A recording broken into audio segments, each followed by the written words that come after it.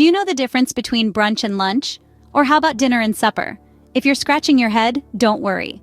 In the next few minutes, you'll become a pro at distinguishing these terms and more, as we dive into the world of meals vocabulary. First up, we have breakfast. This is the first meal of the day, typically eaten in the morning. An example of using breakfast in a sentence could be, eggs and toast are a common breakfast in many cultures. Next, we have brunch. This is a meal that serves as both breakfast and lunch. It's typically eaten in the late morning to early afternoon. For example, on Sundays, many people enjoy going out for brunch. Moving to the middle of the day, we have lunch. This is a meal typically eaten in the middle of the day. A sentence with lunch could be, she packed a sandwich for her lunch. As the day progresses, we get to dinner. Dinner is the main meal of the day, eaten in the evening. An example of a sentence with dinner could be, they cooked spaghetti for dinner. Next, we have supper.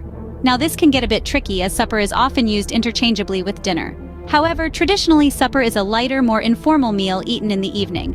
For instance, after a heavy lunch, they only had soup for supper. Then we have snack. A snack is a small amount of food eaten between meals. For example, he grabbed a snack from the fridge before heading out. Next up is buffet. A buffet is a meal where people serve themselves from a variety of dishes set out on a table or sideboard. For instance, the hotel offered a buffet for breakfast. Moving along, we have barbecue.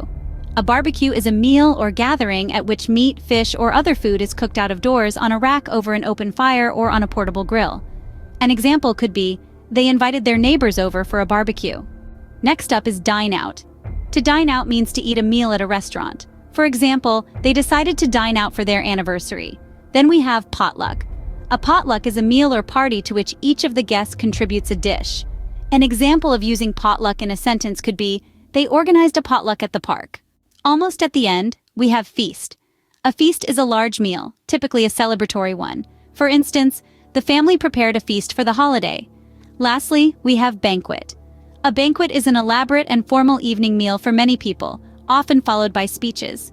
For example, the awards were followed by a grand banquet. So there you have it.